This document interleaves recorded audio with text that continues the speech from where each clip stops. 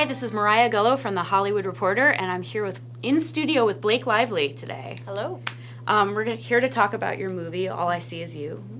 Amazing. I really had no idea what I was getting into when I saw it, and so I wanted to talk to you a little bit about the tone of the movie, because it's very suspenseful, it's very deep, there's some moments of like fun and joy, and all the time I'm kind of like, oh my God, what's going to happen? How did you get involved in this project? Well, I'm a big fan of Mark Forster, and I just think he's such an incredible filmmaker, because you look at Stranger Than Fiction and then Monsters Ball, or, it's just the dexterity that he has as a filmmaker, the way he touches on different genres, World War Z to Kite Runner to Finding Neverland.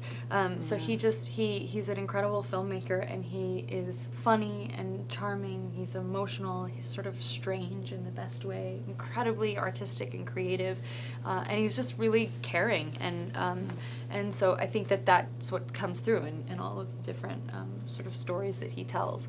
So knowing that this was a script that was in his hands and so intimately in his hands, because he co-wrote this script. It was an original idea he had, because he came off of a few bigger movies, and I think he was just looking to go back to his roots and create a really contained story, a really dramatic, emotional piece that was a lot smaller than a lot of the other things he had done. Yet, even when it's small with Mark, because he's so artistic, there are a lot of interesting abstract visuals, or there's intensity and complexity and thrills. But it's not a thriller. It's definitely a drama. And I think that I just think it's a really special story. It's a great script, but because it's such a visual movie, when you read the script, it's impossible to put into words what you're seeing, especially when it's all about imagination. And this woman is blind, so she fills in the blanks with her imagination. And all the visuals that he was doing, he showed me the previs of stuff that he was preparing, and it was just so powerful. So that, coupled with the character, coupled with what a great story it was in general, and then with him as a filmmaker, it was just a no-brainer. So you got to see the point of view of your character, because your character is blind, and a lot of the visual effects involved seeing the world through her eyes. And you got to see those effects before the final cut? No, I got to see things that inspired him. So there were some things some things that we never did, and some things that we did do, and they all took on a different life once we actually shot the movie. But the things that he was looking to do, the things that he, the inspiration that he found, some of them were things that were from 60 years ago. He had inspiration even from like the 1920s. So it was really, really neat stuff that he was using as reference. But what hit him and what hit me is we share a friend in common who is blind, who lost his eyesight. And he is a writer. He's written two books, and he's a screenwriter. His name's Ryan Knighton. And Mark and I happen to both be friends with him. And so we really relied on him to make sure we told the story authentically. And something that Mark found when speaking to a few different people was he said, so if you can't see, what do you just sort of build the room and the world like what we see in your head? No, why would we do that? That's so boring. You build a sort of heightened version of reality, because we're all sitting in this room and we're seeing what we're seeing, but there's also this inner monologue, and there's daydreaming that happens that's so much more fantastical than anything that's happening here. So if you shut off what's happening here and you're only existing in that, it is always more heightened than what you see. So that's why the visuals, when she's swimming in a pool, it becomes this vast sea. All of these visuals are a heightened version of what she's actually experiencing. That was really neat to me. It's something you never think about. Yeah, that is really cool. Also, for the role, you had to wear some special contacts because you were going through eye surgery, so there are these phases that you go through. Were you having limited vision when you were wearing those special contacts, or could you see out of them? Yeah, no, I actually wore contacts to block my vision when I was playing blind. So Jared Leto did that as well for Blade Runner. Yeah. Yeah, it's something that it's it's a little bit cheating because you don't have to pretend to be blind. Right. You just are. It makes your job harder in a lot of ways because you have to, you really have to learn a room, and it's not your own home. You're learning a set that you've just been exposed to, and a person like they are as familiar as your own skin and your own body. But it becomes so much more emotional of an experience because when you're feeling the same couch in the same corner in the same room and you're doing it without having your sight, and then you go in and you do that same scene when you're sighted and you go in and you feel and experience those things, it's so different. If you close your eyes and feel it for the first time, you have an idea of what it is in your head, because that's what I did, and I experienced the place blind for the first time, and then I experienced the place, and it was so different than what I had in my head. And so yeah, it was really hard. It's also hard because when you're connecting with an actor, you look in the other person's eyes and you're saying an emotional scene, and you say, you know, I can't get pregnant. I found out, you know, that I can't get pregnant. And like the way you look at each other, and it's so emotional. Or if I'm saying that same thing to you, but I'm doing it like this, we lose that connection. You know, it's like you have to be connected on so many deeper levels when you can't rely on the eyes, when that's taken away. So I found that I was acting with my fingers, with my body, because the DP just kept filming different parts of my body, because when you lose the eyes, you rely on other senses and other parts of your body. Yeah, there is like a real sense of closeness between you and your husband, played by Jason Clarke. I feel like this movie is at its core about codependency. What to you is the difference between a relationship that's codependent and a relationship that's a healthy partnership? Yeah, there's a big difference between codependency and interdependency, and I think what's interesting in this relationship is they have a really beautiful marriage. And there's a scene in the beginning where she says, "Does it ever bother you having to take care of me?" when she's blind. And he says, "No, it makes me feel special." And you think how beautiful. He can look beyond her handicap, and he can love her in spite of this thing. And what a generous man to be there for her. And you realize that when she's sighted, and when she has this surgery, which is a thing that happens, she has a corneal transplant, and someone who was working on our set had this happen to her. She had a corneal transplant and regained her sight. She is discovering herself because she had this happen to her before puberty.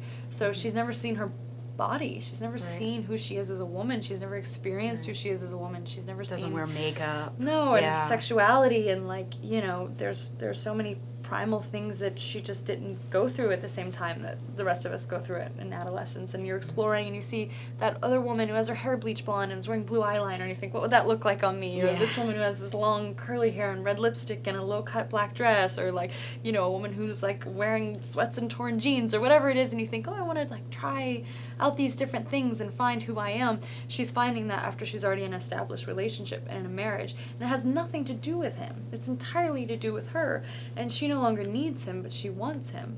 And to me and to her, that's so much more powerful, that I have a choice, and I'm choosing you. I don't need you, but I choose you.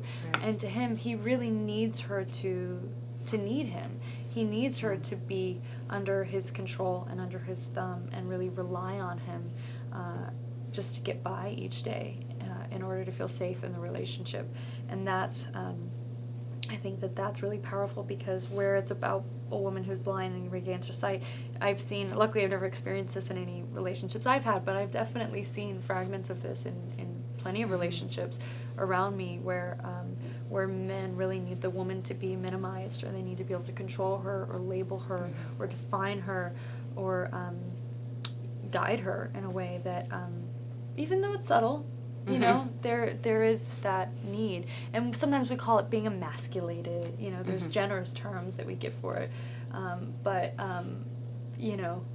women are often controlling and men are emasculated. It's like a very strange double standard that we have in every way. But I think that this is a really interesting example of that. I really like the scene when Gina and James, Gina blindfolds James during like a romantic interaction, and it really makes him uncomfortable to be out of control and not able to see. And I mean, the thing that's so great about the movie is it just keeps dropping little hints that all is not good. Yeah.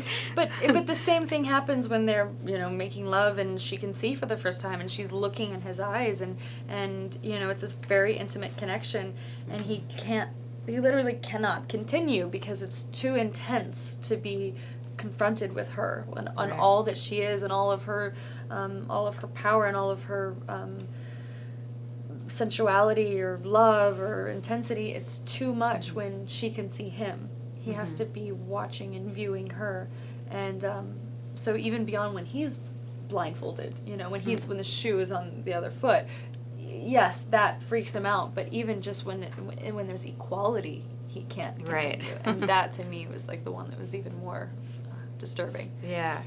How do you think Jason Clarke felt about being your less attractive mate in this movie? I don't think he was my less attractive mate.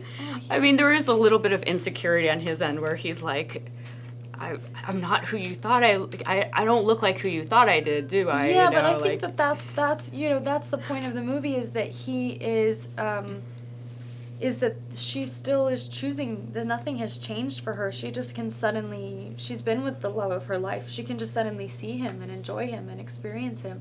And she's just seeing everything for the first time, not with judgment either way. Well, this is better than what I thought, or this is worse than what I thought. It's just different, and she's discovering it, and to not give her that space to just say like, oh wow, I'm just understanding this on a level with no judgment either way. And he takes that as a personal thing and as a painful thing, is I think what's interesting in that is she doesn't see him and she's disappointed with what he looks like. It's just like when you feel something, you have such a distinct picture in your head of what it is, and then you open your eyes and it's always different. And I know that because I experience it when I put on the lenses and I'd feel a room or I'd feel an object or I'd feel something, you don't even know what color, and then suddenly you see it and it's just no matter what you had in your head, it's different. And it's just, there's a very simple reaction that you have that isn't judging either way. It's just different, and it's shocking because you think, well, my other senses told me so much, I feel like I would have known what that was. It's always shocking each time that you're not that your closer to the truth. Off. Yeah. So that's really what it is, and he has such a hard time with it. And then, with her look and her sexuality, it's the same thing you do when you're a teenager. You suddenly have a body and you're, oh, what is this? Let me see what happens here. Or when you get to wear makeup for the first time or heels for the first time. And so her looks are more heightened in those moments only because she's just discovering it all for the first time. Yeah. So it's not meant to be that she's this attractive one. Because I think that in a lot of ways she's more beautiful before she starts putting on a bunch of makeup and wearing low-cut dresses and doing her hair. I think that she's really beautiful when she's just her and natural and freckle-faced, and like there's a purity and a joy in that I think is more beautiful than her putting on a bunch of eyeliner and bleaching her hair. Yeah. Well, I like how kind of because of her the flaws and the what she goes through and how she's kind of traumatized by her past, like the whole time going through every transition, she remains a very likable character despite what she does or what action she takes, because you know that it's coming from, I don't know, a place, it seems like a place of authenticity. Yeah. Which is cool. It's like either way, like when she's, needs to be helped and is more innocent, like that's truly who she is. When she's, starting to, drink and do it up in Barcelona, that's who she is. Yeah, I think, and it's cool to see a woman change in a movie and not be judged for it. Yeah, and I think that that's real life, and women experience highs and lows, and women do good things or bad things, or we're always so obsessed with women being likable in movies. I cannot tell you how many times I've heard, well, she has to be likable. Right. I've never heard that about a man in a movie. I've never heard them say that about a character my husband has played, and he plays like, sometimes he plays really serious assholes, but he's so charming. Like on the page, the things that they're saying, you think, how could he say that? Same thing with like Han Solo when he's like, get over here, sweetheart, shut up, sweetheart. And if you read that on a page, you would think you cannot speak to a person like that. But because they're doing it with such love and warmth and affection, and they're charming and dazzling, and they're not these sexist jerks, it comes across likable, but you're not obsessed with how is she going to come across? How is this going to be? You just let this man be everything he is in his glory as the character. But as a woman, you're always so worried about that, which is just such a strange thing. But I think that audiences like seeing a truthful representation of a person where they make mistakes or they do things right or they do things wrong, but they're not an evil person. Yeah, we show evil people on film too, which is also important. Right. But like, you know, this is not that. It's just a woman who has flaws. And Do you hope someday to play a charming asshole? Yeah, I feel like I just did that a bit with A Simple Favor. I feel like I just really, really got to be an asshole who I was charmed by. I thought she was totally crazy.